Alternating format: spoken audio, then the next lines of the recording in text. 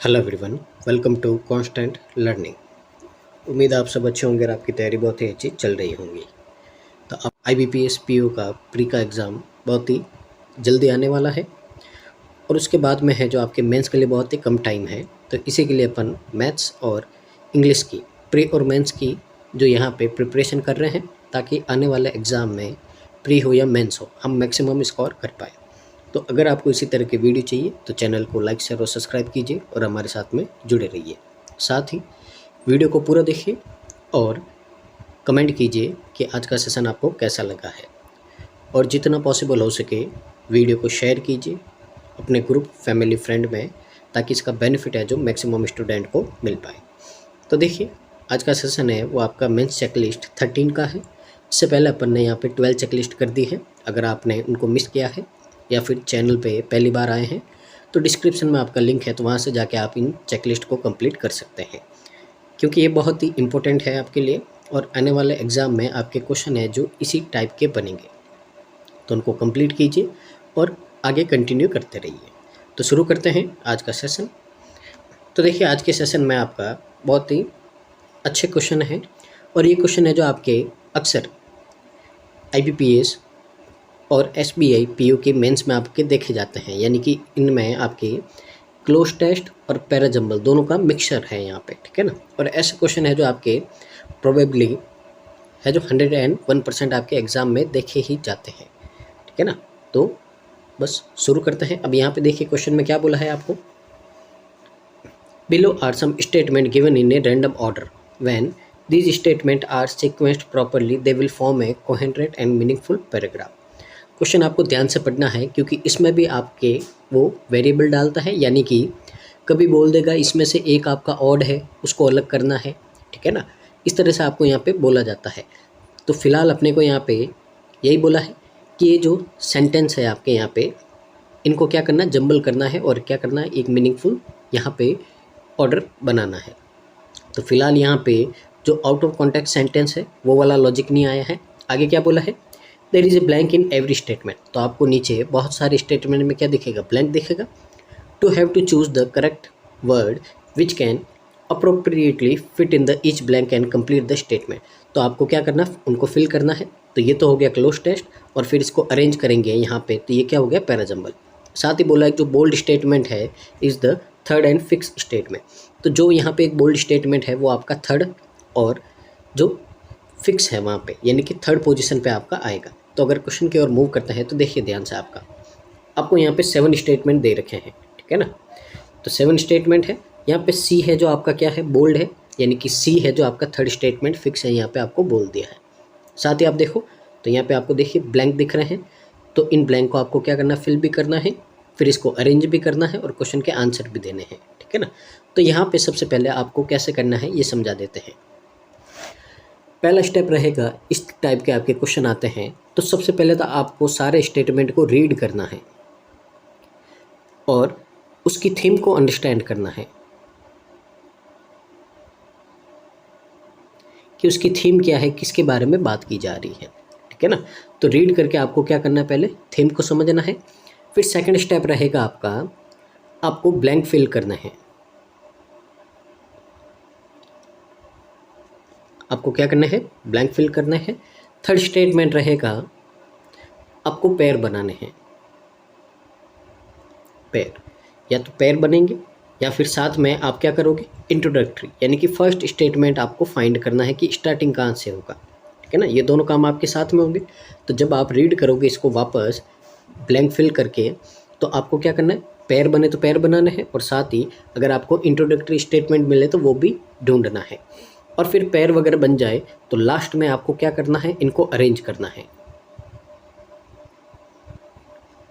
ठीक है ना, अरेंज करना है। और उसके बाद में उसको क्या करना है, आपको एक बार चेक करना है रीड करके, ताकि आपने जो अरेंजमेंट किया है वो मीनिंगफुल आपको दिख रहा है या नहीं दिख रहा है। फिर क्वेश्चन के आंसर देना है, ठीक है ना। अब यहाँ पे अपन बहुत सारे यहाँ पे तरीके अपना सकते हैं, जैसे ऑप्शन की हेल्प लेना। तो ऑप्शन कभी आपके पक्ष में होंगे और कभी नहीं होंगे, कभी आपके फेवर में होंगे कभी नहीं होंगे, ठीक है ना। जैसे आपको बोल दिया है कि इनमें से 3-4 स्टेटमेंट कौन से है जो आपके कंटिन्यूस है, तो ऐसा आता है आपका फर्स्ट एंड इंट्रोडक्टरी। आप अगर यहाँ पे बनाओगे तो जो क्वेश्चन आएंगे उससे मैच करोगे कि आपका मैच हो रहा है या नहीं हो रहा है। अगर मैच हो रहा है तो अच्छी बात है, आपका सही है, नहीं तो फिर आपका डाउट है तो आपको चेक करना पड़ेगा। इस तरह से अपन क्या करेंगे, ऑप्शन की हेल्प लेंगे यहाँ पे, ठीक है ना। तो ये आपके तरीके होते हैं जो एक एज ए स्टूडेंट अपने को यहाँ पे यूज़ करना है।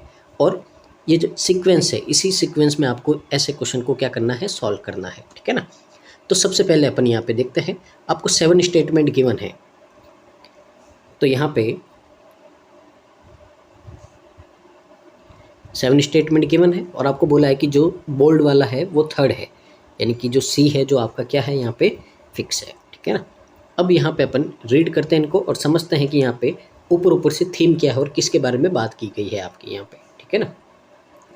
तो देखिएगा, रीड भी ऐसे करना है आपको कि यहाँ से कुछ न कुछ आप लॉजिक निकाल सको। जैसे सबसे पहले अपन ए को रीड करते हैं, sustainable agriculture practices include techniques such as crop rotation, integrated pest management and agroforestry which can. अब यहाँ पे बोला है कि जो सस्टेनेबल एग्रीकल्चर है, यानी कि खेती के बारे में आपको बोल रहा है, उस तरह की प्रैक्टिस करोगे जिसमें शामिल है आपकी यहाँ पे ये टेक्निक्स है। अब टेक्निक्स कैसे कैसे, उसमें एक तो क्रॉप रोटेशन है आपका, ठीक है ना। क्रॉप रोटेशन का मतलब क्या होता है कि आप अलग अलग फसलें हैं जो एक ही खेत में डालते हो, ठीक है ना।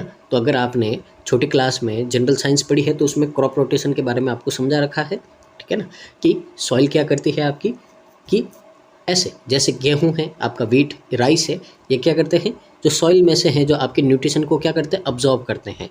तो फिर सॉइल में आपके क्या हो जाए, न्यूट्रिशन ख़त्म हो जाते हैं, तो फिर अपन ऐसी क्रॉप को डालते हैं जो क्या करती है, न्यूट्रिशन को वापस डालती है। जैसे आपके पल्सेस, दालें वगैरह हो गई है, चना हो गया, तो ऐसे को क्या करना, आपको डालना है। तो एक बार वो फसल, एक बार ये फसल, इसको अपन क्रॉप रोटेशन बोलते हैं, ठीक है ना। तो ये क्रॉप रोटेशन है। साथ ही इंटीग्रेटेड पेस्ट मैनेजमेंट, ठीक है ना, यानी कि जो पेस्ट का मतलब क्या होता है, जो कीड़े फसलों को नुकसान पहुंचाते हैं।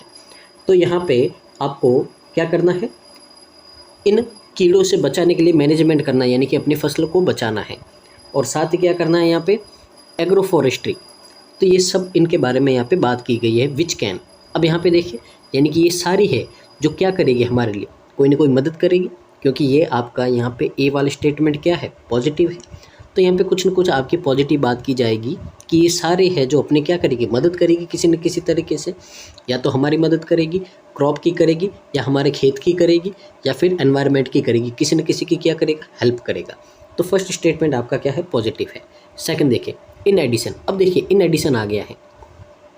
अब इन एडिशन का मतलब है कि कोई बात आपकी चल रही थी, उसके साथ में ये भी बात है, ठीक है ना, यानी कि बी के पहले इसी के कॉन्टेक्स्ट का कोई ना कोई क्या आएगा, आपका यहाँ पे स्टेटमेंट आएगा। अब इन एडिशन का मतलब है इसके साथ ही। अब किसके साथ है, तो इसके साथ में कुछ न कुछ आपका आएगा। तो देखिए क्या बोला है, there is a need for increase investment in research and development of sustainable agriculture practice. तो यहाँ पे बोला है आपको कि यहाँ पे आपको इंक्रीज़ करने की ज़रूरत है इन्वेस्टमेंट की, किसमें, जो रिसर्च है और डेवलपमेंट है सस्टेनेबल एग्रीकल्चर प्रैक्टिस में। तो यहाँ पे क्या कर आपको बोला गया है, एक तरह से ये सजेशन दिया गया है आपको। क्या दिया गया है, सजेशन, ठीक है ना। तो सजेशन है, तो सजेशन आपके अक्सर कहाँ आते हैं, सबसे लास्ट में आते हैं। तो यहाँ पे एक सजेशन दिया गया है कि आपको इन्वेस्टमेंट को क्या करना है, बढ़ाना है, इंक्रीज़ करना है, किसमें, रिसर्च में और डेवलपमेंट में आपको यहाँ पे। तो एक तरह से सजेशन दिया गया है। तो इसके आगे ऐसा कोई स्टेटमेंट आएगा जिसमें या तो कोई सजेशन होगा, ठीक है ना, या आगे कोई बात की गई होगी कि आपको ऐसा करना चाहिए या हमको ऐसा मिलेगा, इस तरह से फ्यूचर में कोई बात की जानी चाहिए, ठीक है ना। क्योंकि सजेशन किसके लिए देते हैं अपन, फ्यूचर के लिए देते हैं, ठीक है ना। तो बी के आगे कोई ना कोई आपका ऐसा आएगा जिसमें क्या होगा, सजेशन होगा या फ्यूचर की बात की गई होगी। तो देखते हैं अपन आगे। सी वाला तो आपका फिक्स है, तो सी वाले में क्या बोला है, टू एड्रेस दिस चैलेंजेस। अब देखिए सी के आगे यहाँ पे कोई ना कोई क्या आएंगे, चैलेंजेस आएंगे, जिसमें चैलेंजेस की बात की गई है, ठीक है ना। तो सी के आगे आपके क्या आएंगे, चैलेंजेस आएंगे, कि इन चैलेंजेस को एड्रेस करना है, यानी कि इनका सामना करने के लिए there is a growing movement towards sustainable agriculture practices. तो यहाँ पे आपको बोला है कि इन जो चुनौतियाँ है इनसे निपटने के लिए यहाँ पे जो सस्टेनेबल एग्रीकल्चर प्रैक्टिस है उसकी और एक बढ़ता हुआ आंदोलन है, ठीक है ना। यानी कि उसमें क्या हो रहा है, यहाँ पे आंदोलन, यानी कि यहाँ पे ग्रोथ हो रही है किसी न किसी में, इस तरह से आपको बोला जा रहा है। ग्रोइंग मूवमेंट है, ग्रोइंग मूवमेंट का मतलब है कि बढ़ता जा रहा है यहाँ पे किसी न किसी चीज़ में। जैसे the prioritise soil health, biodiversity conservation, ठीक है ना। तो इस तरह से बात की गई है यहाँ पे कि जो प्रायोरिटाइज सॉइल हेल्थ है, सॉइल हेल्थ को क्या करना है, महत्व देना है। बायोडाइवर्सिटी है, यानी कि जहाँ वो एरिया है उसका जो बायोडाइवर्सिटी, वहाँ पे जो प्लांट वगैरह रहते हैं उनको क्या करना है, बचाना है, इस तरह से। अब देखिए यहाँ पे यही बात की जा रही है, साथ में एंड है। तो एंड का मतलब है कि यहाँ पे आगे भी इसी तरह की बात की जाएगी, किसी को प्रोटेक्ट करने की, ठीक है ना, किसी न किसी को बचाना है यहाँ पे, तो बचाने की बात की जाएगी। अब चाहे तो वो मिट्टी को बचाओ, एनवायरनमेंट को बचाओ, या फिर अपनी ज़मीन को बचाओ, ठीक है ना। इस तरह से कोई ना कोई बचाने वाली बात यहाँ पे आएगी आपकी सी के बाद इस ब्लैंक में, ठीक है ना।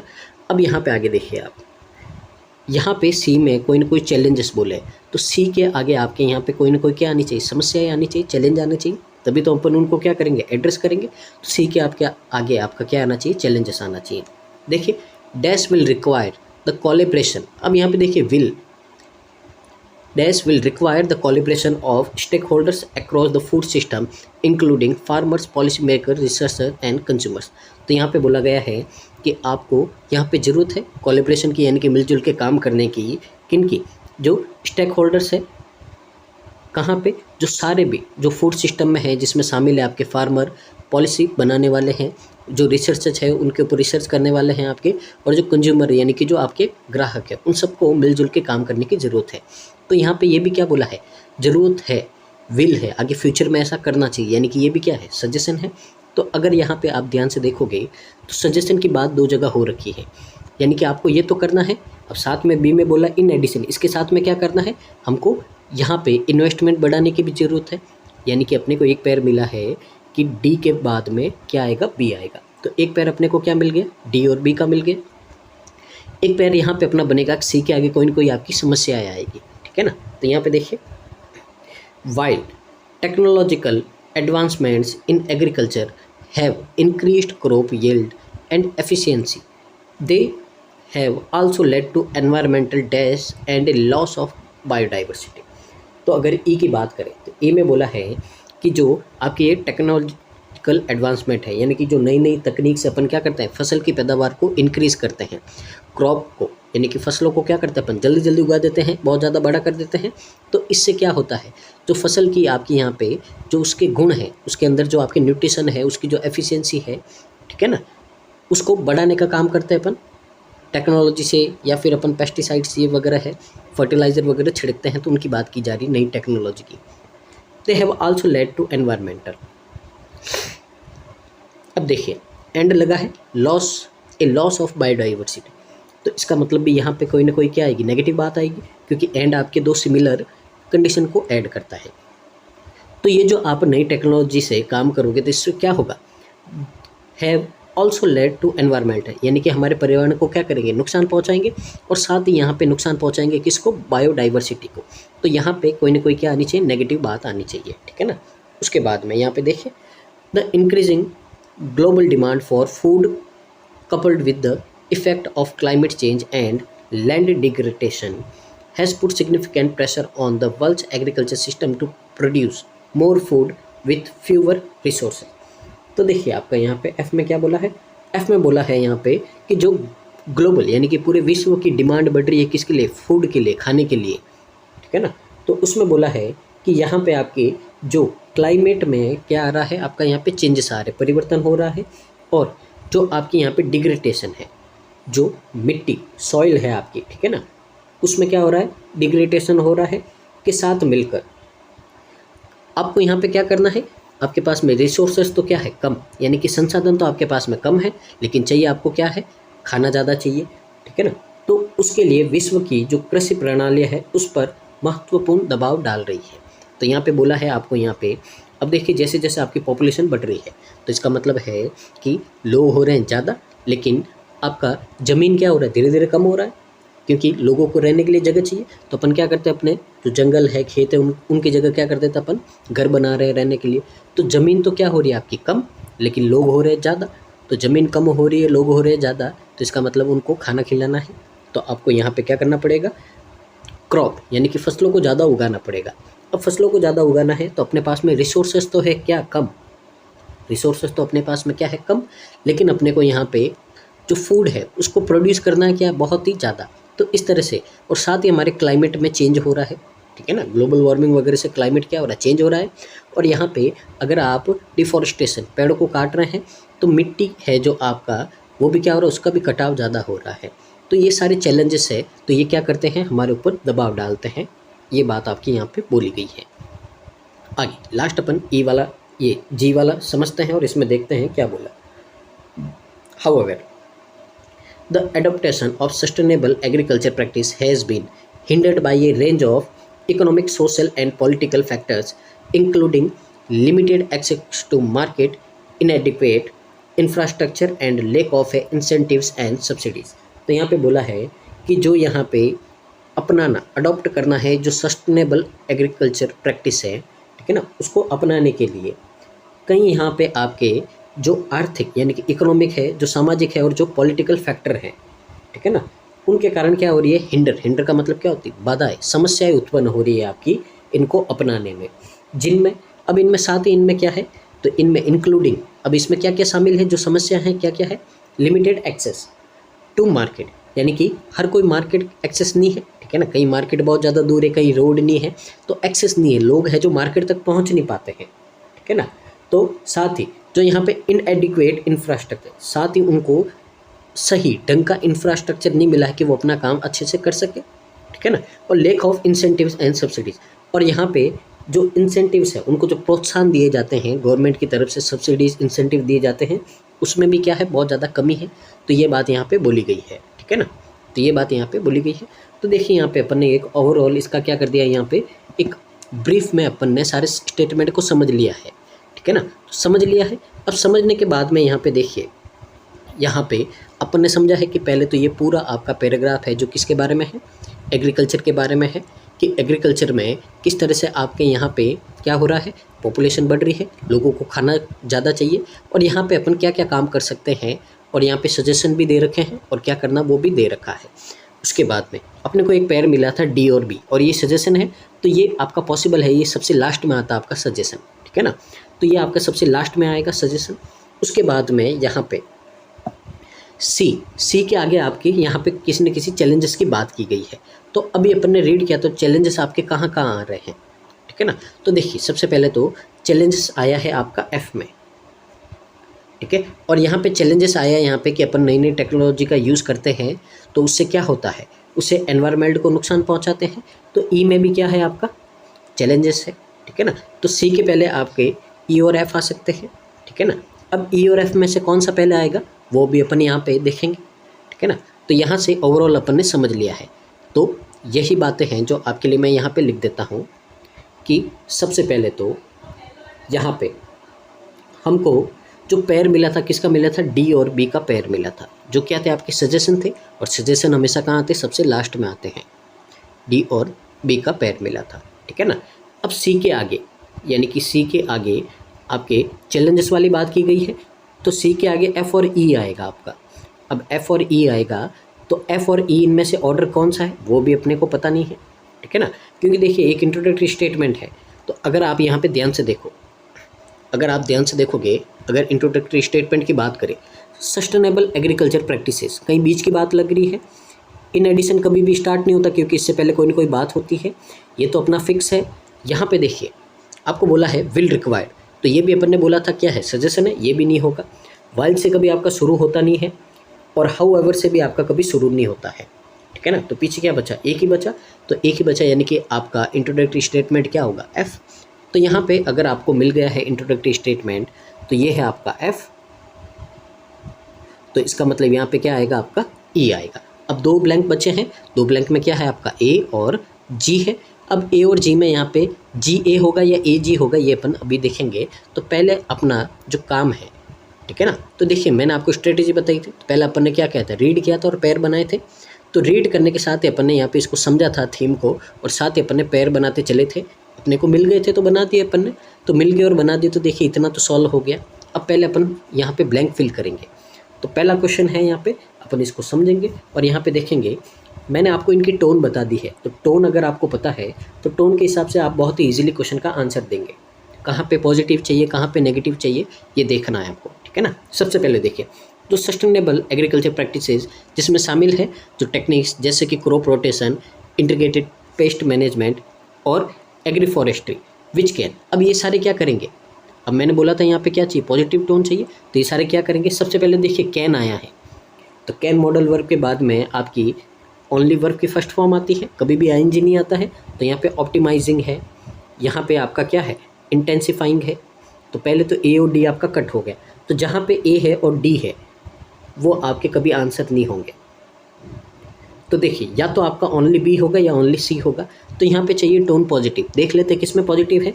Subsidies yields while enhancing environmental impacts.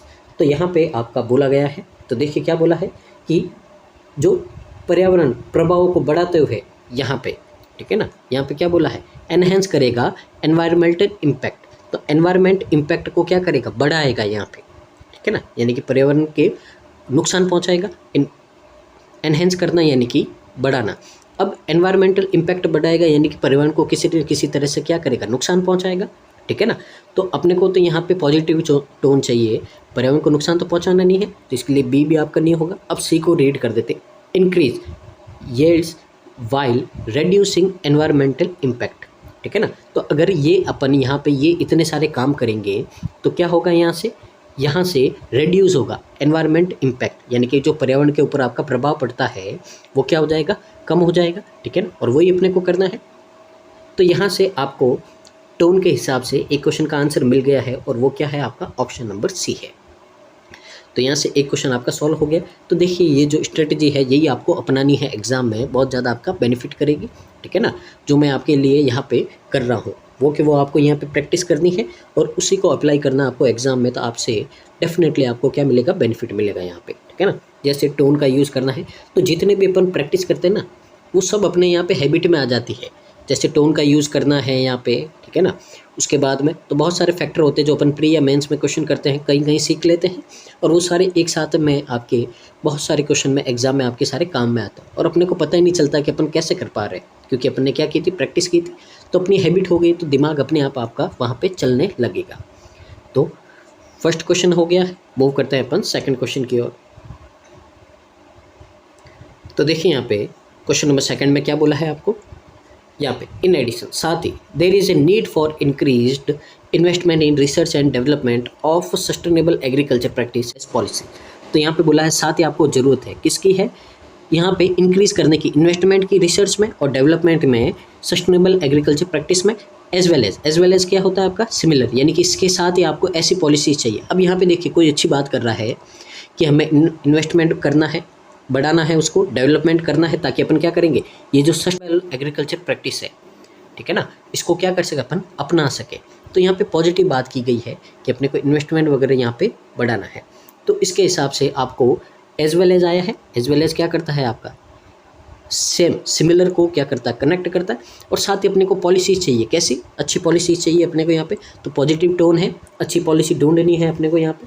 तो देखिए आपका यहाँ पे क्या क्या हो सकता है, तो एक एक को रीड करते हैं और यहाँ पे देखते हैं, जो नेगेटिव होगा उसको हटा देंगे। In addition strategy that promote the transition to environmentally friendly food system, यानी कि यहाँ पे बोला है कि इसके अलावा हमको ऐसी पॉलिसी चाहिए, ऐसे आपके स्ट्रेटजी रणनीतियाँ चाहिए जो पर्यावरण के अनुकूल जो आपकी फूड सिस्टम है उसमें क्या लाएंगी, यहाँ पे चेंजेस लाएंगी। तो एकदम सही बात की जा रही है, यहाँ पे पॉजिटिव बात की जा रही है, ये हो सकता है आपका ए वाला। फर्दर मोर ये भी क्या होता है, एडिशनल कैटेगरी का होता है, ठीक है ना।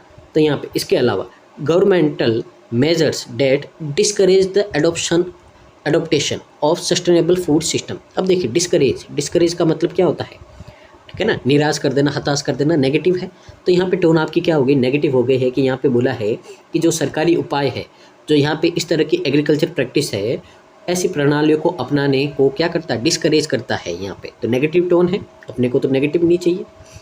अब यहाँ पे अगर आप ध्यान से देखो, ऑप्शन को देखो, बी नहीं होना चाहिए, यहाँ पे बी है, यहाँ पे बी है, दो ऑप्शन आपके क्या हो गए, कट गए। अब तीसरा देखते हैं, आल्सो, साथ ही क्या बोला आपको यहाँ पे कि जो इंसेंटिव्स है that suppress the adoption of sustainable practice across the food value chain. अब सप्रेस का मतलब क्या होता है, किसी चीज़ को दबाना, ठीक है ना। तो यहाँ पे क्या करती है, किसी चीज़ को दबाना एक तरह से क्या होता है, नेगेटिव वर्ड होता है, और ये वर्ड अपन ने वोकैब की क्लास में भी पढ़ा है। अगर आप कंटिन्यू रहते हो हमारे सेशन में तो आपको पता होगा, ठीक है ना।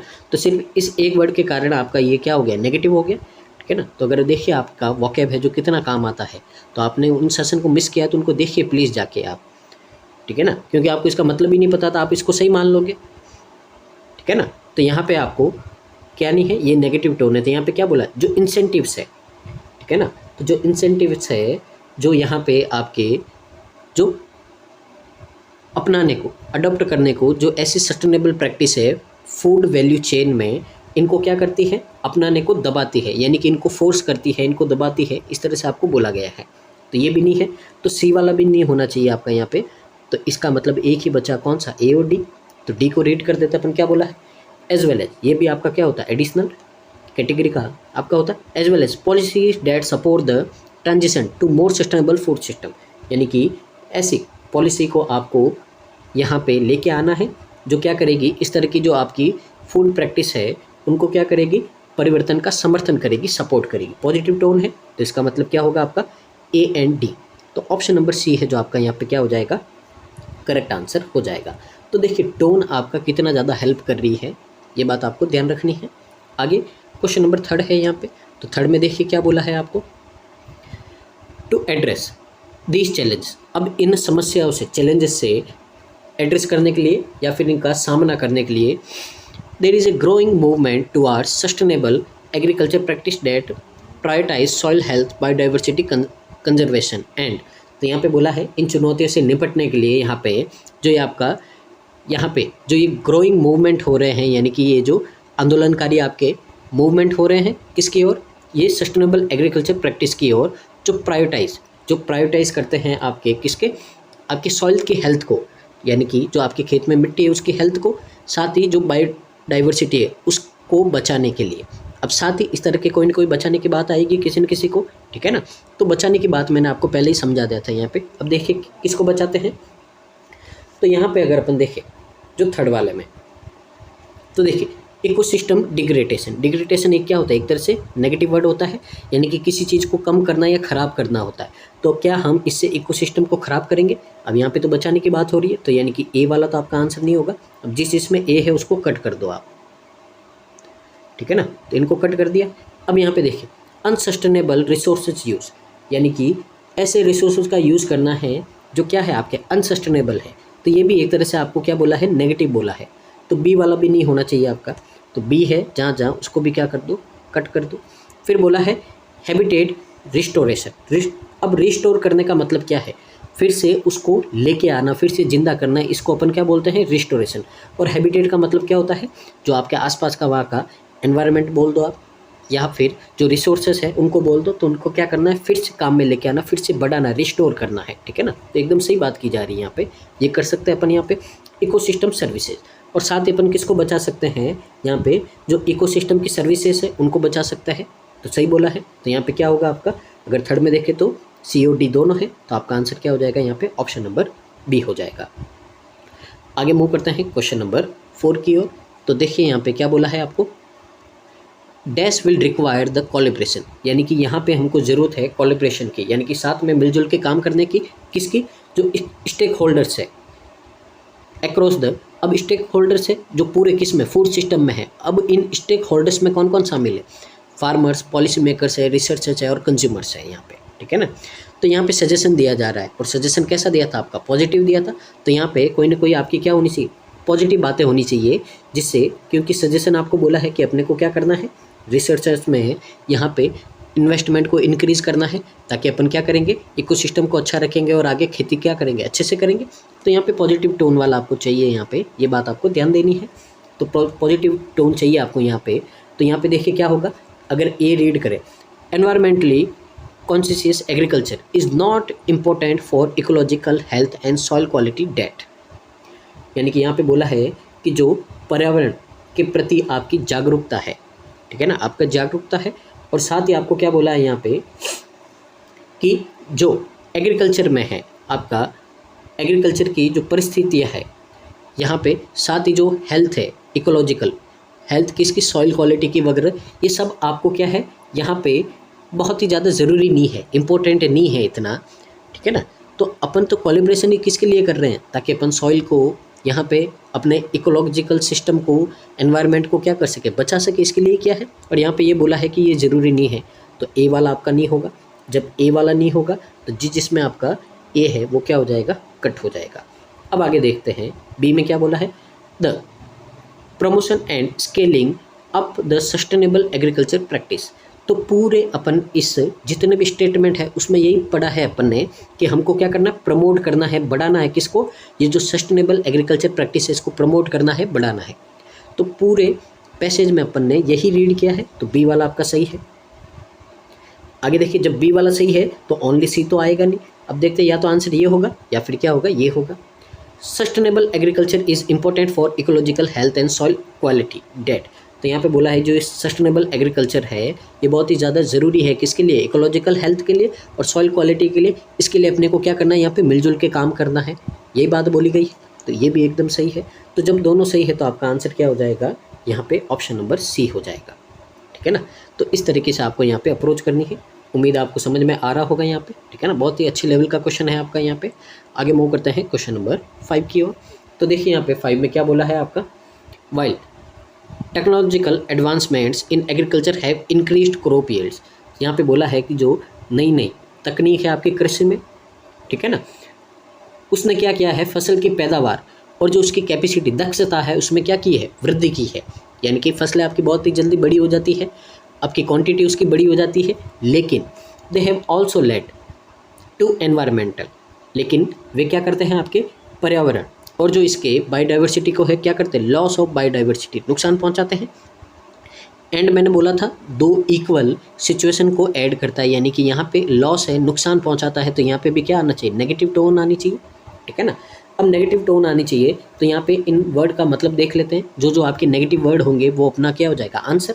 सबसे पहले पुट्रिफिकेशन। अब इसका मतलब क्या होता है, तो इसका मतलब होता है यहाँ पे एक तरह से सड़ना, सड़न, एक तरह से सड़ना, या फिर नॉर्मली अपन किसी पर्सन के बारे में बात करें तो इसको भ्रष्टाचार भी बोलते हैं, भ्रष्टाचार। तो भ्रष्टाचार भी क्या होता है, आपके जो एथिक्स होते हैं उनका सड़ना, ठीक है ना, उसको क्या बोलते हैं, भ्रष्टाचार। तो यहाँ से एक तरह से सड़न है, तो एनवायरनमेंट क्या होगा आपका, एनवायरमेंटल सड़न यहाँ पे पैदा हो जाएगी, तो नेगेटिव है, एक तरह से सही है आपका। एनफिबलमेंट, इसका मतलब क्या होता है, इसका मतलब होता है कमज़ोर करना, कमज़ोर करना। तो देखिए यहाँ पे एक तरह से सड़ना भी क्या होता है, किसी चीज़ को कमज़ोर करना, ख़राब करना होता है। और यहाँ पे कमज़ोर करना एक तरह से एनवायरनमेंट को क्या करना, ख़राब करना, कमज़ोर करना है, ठीक है ना। तो ये भी एकदम नेगेटिव टोन है। डिग्रेडेशन, ये वर्ड तो अपन ने बहुत बार पढ़ा है, इसका मतलब भी क्या होता है, किसी चीज़ में गिरावट होना, कमज़ोर करना, बर्बाद करना, ठीक है ना, गिरावट करना, कमज़ोर करना, बर्बाद करना, ये भी सही है। और डिलेपिटेशन, इसका मतलब भी क्या होता है, किसी चीज़ को बर्बाद करना,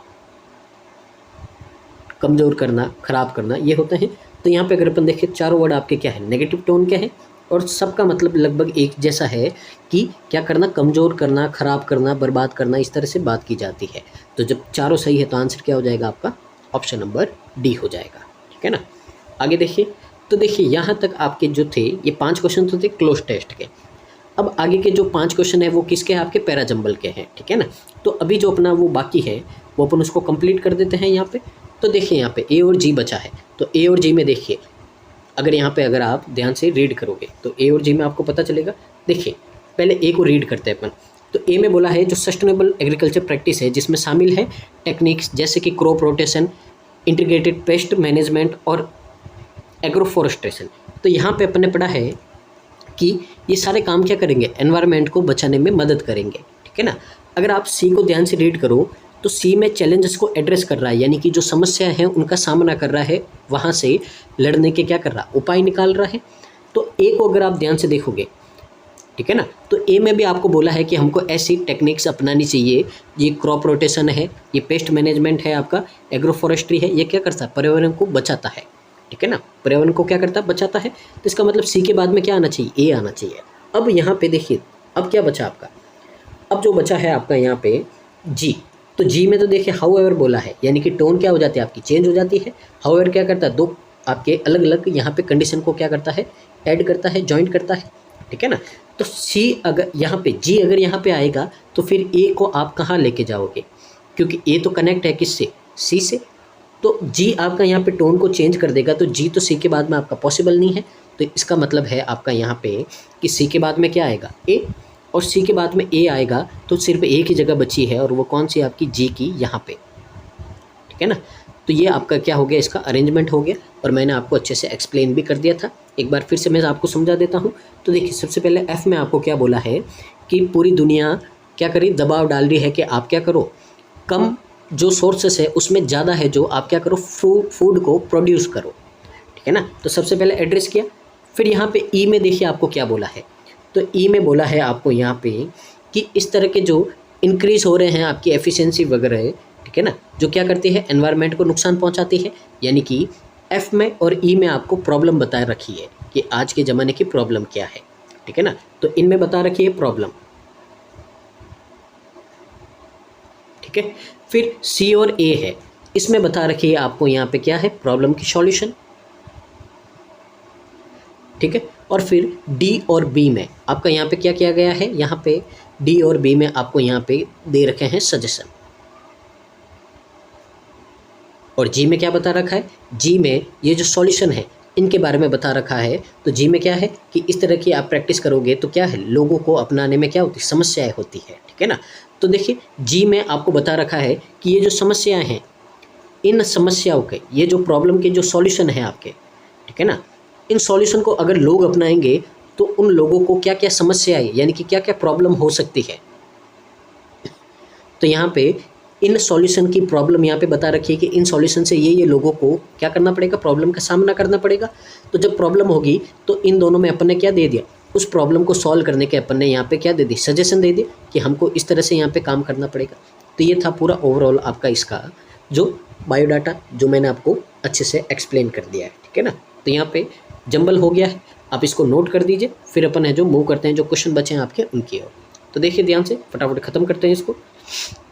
यहाँ पे बोला है 3 कॉन्जिक्यूटिव स्टेटमेंट कौन से है, तो देखिए यहाँ पे मैं लिख देता हूँ FECAGDB। तो देखिए कौन सा है, AGD, यहाँ पे AGD है यहाँ पे, तो आपका आंसर क्या हो जाएगा, ऑप्शन नंबर ए हो जाएगा। आगे देखिए क्या बोला है यहाँ पे, तो पहले तो FECAGDB, एंटी पेनल्टीमेट का मतलब होता है सेकंड लास्ट, ठीक है ना, सॉरी, पेनल्टीमेट का मतलब क्या होता है, सेकंड लास्ट, और एंटी पेनल्टीमेट का मतलब क्या होता है, थर्ड लास्ट। तो यहाँ पे DG आपका क्या हो जाएगा, आंसर हो जाएगा। तो DG कहाँ है आपका, यहाँ पे DG है आपका सी में। आगे देखिए, आगे बोला है फर्स्ट एंड लास्ट स्टेटमेंट, तो फर्स्ट तो है F और लास्ट है आपका B। तो FB कहाँ है आपका, यहाँ पे B में है, तो B क्या हो गया आपका, यहाँ पे करेक्ट आंसर हो गया। आगे देखिए आपको बोला है, यहाँ पे मैं लिख देता हूँ FECAGDB। आपको बोला है which of the following statement is the second statement after C, after the correct rearrangement. तो सी के बाद में दूसरा कौन सा है, तो देखिए सी के बाद में पहला तो ए और दूसरा कौन सा है, जी। तो आपका आंसर क्या होगा, जी, और जी कहाँ है आपका, यहाँ पे ऑप्शन नंबर बी में है, ठीक है ना। आगे देखिए आपका बोला है कि जो यहाँ पे अरेंज करते हैं अपन, तो अरेंजमेंट के बाद में आपका यहाँ पे बोला है, यहाँ पे लास्ट सेंटेंस बिफोर जी, तो जी के जस्ट पहले आपका यहाँ पे कौन सा स्टेटमेंट आएगा, यहाँ पे सेंटेंस आएगा, तो कौन सा आएगा आपका यहाँ पे ए, और ए कहाँ है आपका ई में, ठीक है ना। तो ये था आपका आज का जो मेंस का सेशन था, बहुत ही शानदार सेशन था आपका यहाँ पे। और ये क्वेश्चन है जो आपका पैरेंजम्बल के साथ में क्लोज टेस्ट का, ठीक है ना, ये एग्जामिनर की फेवरेट चॉइस है आपकी, जो PO मेंस वगैरह में देने की, और आपको ऐसे क्वेश्चन दिखेंगे वहाँ पे, ठीक है ना। तो आपको वीडियो को पूरा देखना है, साथ ही कमेंट करना है कि आज का सेशन आपको कैसा लगा है। जितना पॉसिबल हो सके वीडियो को शेयर कर दीजिए, साथ ही हमारा टेलीग्राम चैनल है इसको ज्वाइन कर दीजिए, ताकि जो इंपॉर्टेंट नोटिफिकेशन है और PDF है आपको टाइम टू टाइम मिल पाए। तो thank you so much, keep watching constant learning.